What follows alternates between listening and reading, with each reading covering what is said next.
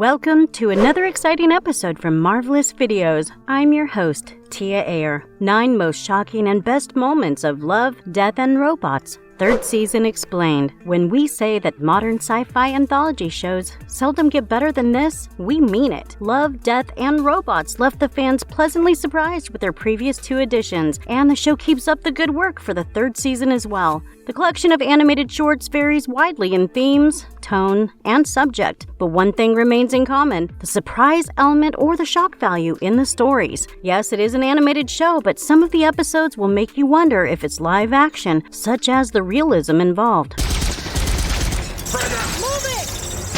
The narrative doesn't shy away from exploring the dark, and from dystopian, futuristic worlds to battling, menacing alien creatures and other monsters, the stories have just about every concept from the sci-fi genre. This video will be packed with some of the most shocking and unforgettable moments from the show. As we take you through the 9 enchanting episodes, expect the unexpected and enjoy the pinnacle of animation guided by some brilliant stories. Before we go into our explanation, we have a very small request. If you like our content, please support us by subscribing to our channel. This is a small click for you, but for us, it means a lot. Thank you. Let's begin.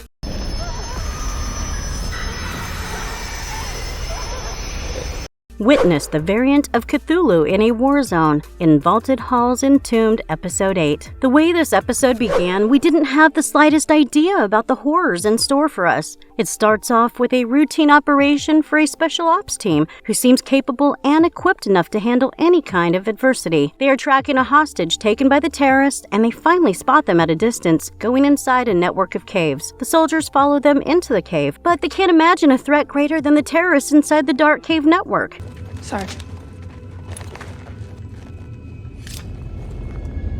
The eerie tunnels don't exactly give out happy vibes, but the first shock comes when they discover the skeletal corpses of the hostage and a few others, probably the terrorists who just walked in moments ago. As they are wondering what could have reduced a human body to a skeleton in such a short time, they are attacked by thousands of flesh-eating, spider-like creatures. A couple of them fall, and finally, the sergeant and a feisty young lady named Harper are the only ones who escape into their inner sanctum. Sarge. Sarge, what the fuck are you doing? The most terrifying moment in the episode comes when they realize that the ancient cave tunnels actually have a trapped elder god who looks surprisingly like Cthulhu. His deep golden eyes and the giant wings on the back add to the striking resemblance, and he keeps demanding to be freed from the shackles that bind him. The elder god soon takes over the mind of the sergeant, who tries to release him and kill his comrade, Harper. She manages to save herself by stabbing him to death, but it is clear that the mind-warping powers of Cthulhu would be too much for her to handle. She empties her magazine on the trapped Cthulhu, but without any results because bullets do nothing to the mighty monstrosity. Eventually, she emerges out of the cave network, and it looks like she gouged her eyes out to avoid being mind-controlled. The ending keeps you guessing, but the shock value is high for this episode, especially for the spine-chilling appearance of Cthulhu, the eldritch god.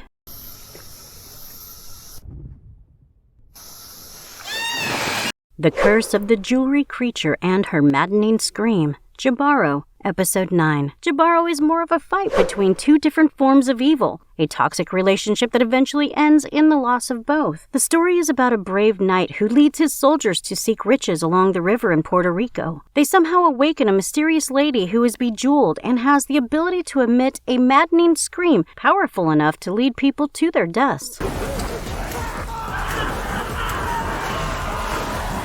There is also something enchanting and addicting about her, and it seems like the other soldiers cannot resist her temptations. Her mysterious dance moves and her screeching voice are as creepy as things get. As the soldiers fall to their deaths, the knight is not all that affected because he is deaf. The power of her high-pitched screams has no effect on him, and this results in her developing a fascination for the knight. There are plenty of disturbing moments in this episode, but none are as sudden and abrupt as the moment when they embrace each other. The moment of passion is bloody, and the knight knocks her unconscious and rips out the gold from her body. Just when the viewer starts expecting an unlikely romance, they see her blood pouring into the river. It is almost like her jewelry was a part of her skin, and the parts being taken off cause her to bleed out and lose consciousness. Later, as the knight tries to get away with all the riches, he is thirsty and drinks from the river. He suddenly gains his power of hearing, thus making him vulnerable to the jewel-clad lady.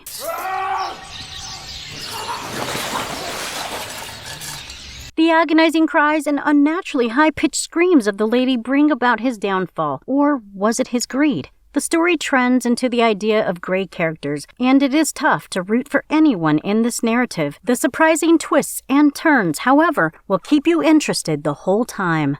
You sure that recall button's The non-stop slaughtering act by the genetically enhanced Grizzly Bear in Kill Team Kill Episode 5. This was a classic tale of a military experiment gone wrong. The end result, a genetically engineered grizzly bear with infinite strength, which turned on its own. The episode starts off with a special ops team heading out for a special mission, and you can tell things are going to get ugly when they come across the scattered bodies of dead soldiers who seem to have been butchered by a mysterious force. The mystery is soon revealed to be a massive bear-like creature that is built like a tank, and the bullets do not damage whatsoever.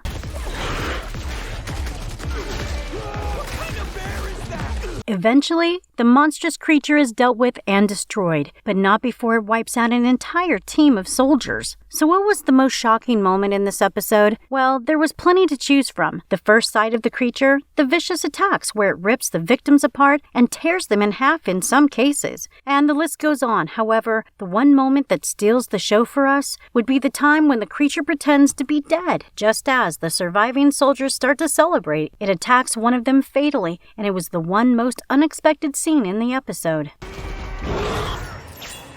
Even the climatic moment where the explosive eye of the creature pops out and takes down the last couple of survivors is a nasty surprise. The idea of putting together a near-invisible bear-like monster developed as a tool to take down militants in Afghanistan was a masterstroke, and the narrative never falls short of the thrills. Overall, this was easily one of the most brutal and violent episodes with loads of blood and guts and gory twists in the plot. Come on then, you mindless motherfuckers! The most dangerous and efficient creatures of the galaxy. The Swarm, Episode 6. This is space horror at its finest, and the sheer mystery and the uncertainty in the narrative is enough to keep viewers on the edge of their seats. The episode begins with a human scientist named Dr. Afriel, who has been interacting with an alien species for a certain specific knowledge that he needs for humanity. He is about to dive into the secrets of an ancient alien race, and Dr. Murney is already there working amongst the creatures. These creatures apparently lack the sensitivity and emotions of humans, but they have mastered the balance of coexisting with sufficient food sources being created by their untiring labor. It's wonderful. The idea is to experiment with artificially made pheromones and find a way to control the workers of the hive. Since these creatures have no emotions, they wouldn't feel the pangs of slavery, and the plan was to gather the genetic information of an alien egg and create a new queen with her own hive. We only need the genetic information from one egg. With that, we can grow our own queen. Strong xenomorph vibes throughout the episode. The plan backfires dramatically, and then the twists are slowly revealed. It turns out that the alien species is far smarter than what was anticipated, and they give birth to an extremely intelligent entity called the Swarm. It was simply the activation of an ancient protocol, which happens every time the future of the species is threatened. Swarm takes over the mind and the body of Dr. Murney, and it used to communicate with the concerned Dr. Afriel. This is easily the most haunting scene in the episode, and to watch the young lady transformed into something so monstrous is terrifying. Afriel is given two choices: to retain his consciousness and breed with swarm-controlled Dr. Murney to fight humans, or be taken over just like his colleague. He remains defiant and places his hopes on the human race, but you can tell that his fate is sealed at the hands of this creepy and intelligent alien race. Moral of the story, you simply don't mess with an alien species that has survived for millions of years. That's it. The talking crab and its insatiable hunger. Bad Traveling, Episode 2. We here at Marvelous Videos are a sucker for creature flicks, and the second episode was a treat for us, with a story revolving around the flesh-eating crab monster. The plot traces the perilous journey of a shark-hunting vessel back in the day into the treacherous unknown ocean that hid something utterly terrifying, a death-defying monster. It was called the Thanapod, and this giant crustacean was far too powerful for the crew of the fateful ship.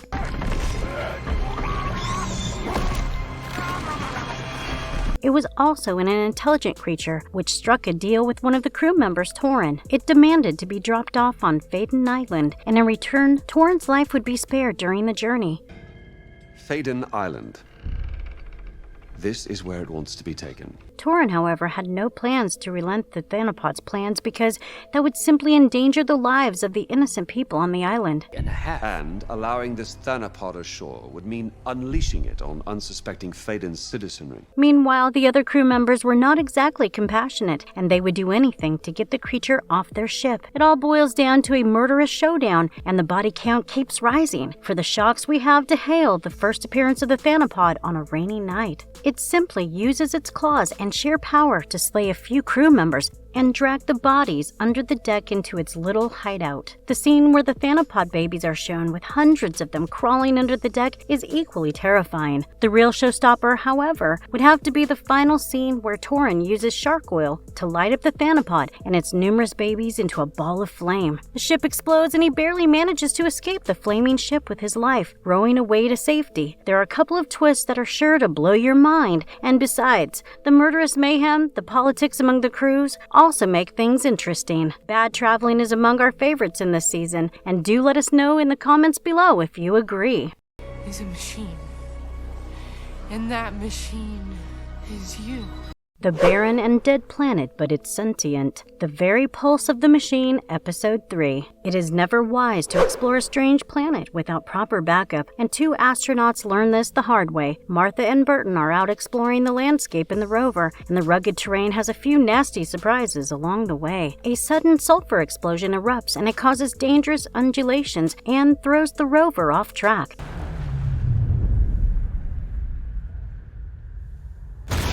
Burton is killed upon impact, and Martha has an uphill task ahead of her. She must find a way to get back to safety, which is a good 40 kilometers away, and she has to walk this huge distance with her oxygen supply getting lower by the hour. To add to her misery, she fractures her arm along the way, and the painkillers start having strange, hallucinating effects on her. She starts seeing things, but the real question is how much of her visions are real.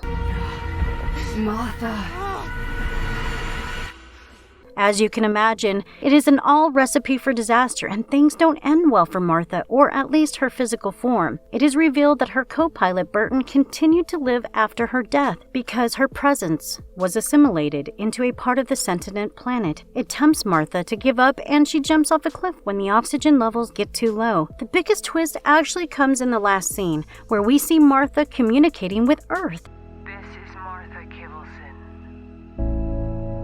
Clearly, it was not all hallucinations, and there was something strange and supernatural going on. This episode taps into the horror of the unknown and the feeling of being stranded with no hope, and the unexplained fear grips you hard as you try to embrace what just happened. Burton is continuously communicating with Martha after you watch her face rip off in the accident. Gives proper horror movie vibes, and the real shock in the episode is just how creepy it gets.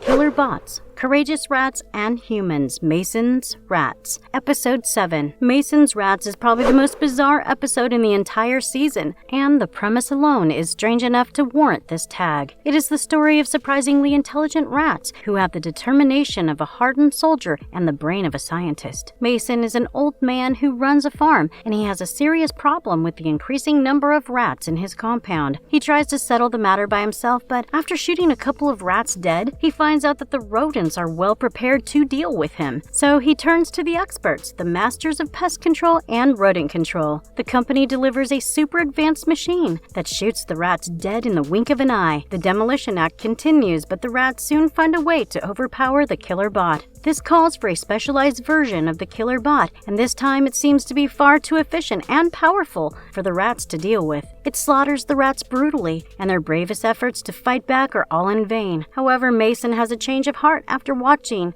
the never-say-die attitude of the rats, who keep fighting against all odds.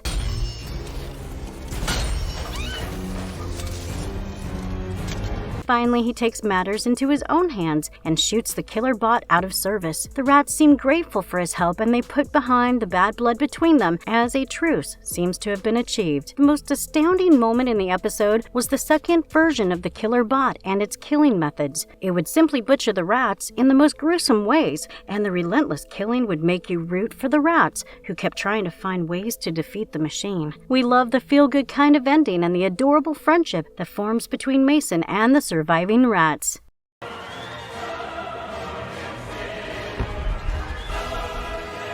Bad Night plus Bad Luck. Zombie Apocalypse. Night of the Many Dead, Episode 4. Zombie apocalypses are hardly cute unless you are watching a miniaturized, adorable version of the proceedings. That is exactly what happens in Night of the Many Dead, and this episode brings you the weirdest zombie breakout you have ever watched. It all starts when a young couple indulges in a passionate night of lovemaking in a graveyard. Some kind of curse is unleashed, and the dead come back to life and go on a rampage. It soon expands into the outside world, and the cities start falling one after another.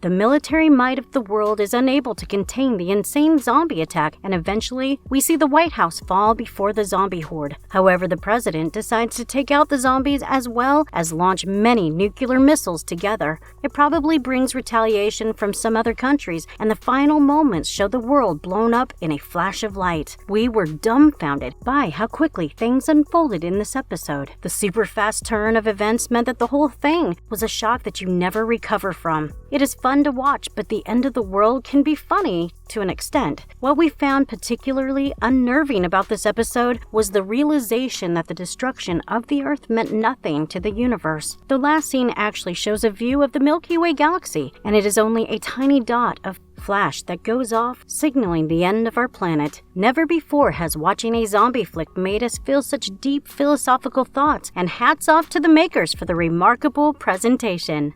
Humans hunted deer to extinction, along with every other animal larger than a cat. Yeah, humans were snackish.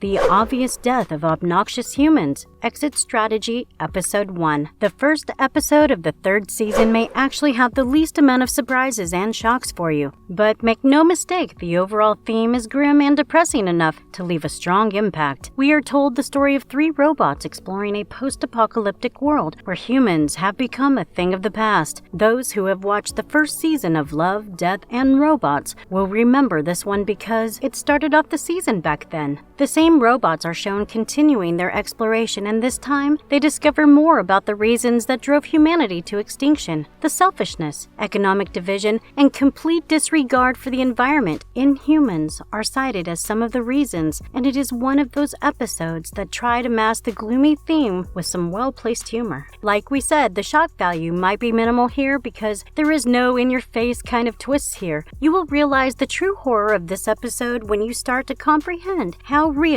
the apocalyptic situation really is. Everything that the robots say about humans and the way they ended is a bit too close to reality for comfort. They were mean to robots and then robots killed them. Watch the robots discuss stuff that might come true in the future is a true horror show, and the light humor in the narrative hardly softens the blow. Oh yes, there is one genuine surprise when you see a talking cat that has reached Mars as a part of the exit strategy of humans. Who are you expecting? Elon Musk? Overall, we have to say that we're mightily impressed by the rich quality of content. Every episode has something special to offer, and you can be sure that this show is going to fetch quite a few awards. It is visually stunning, and the stories are as thought-provoking as they are entertaining. It is rare to watch a show so intelligently made, and we strongly recommend Love, Death, and Robots to all you sci-fi and horror fans out there. And if you liked our content, don't forget to leave a like and subscribe to us if you haven't already. Have a good one. And be safe. Thanks, everyone.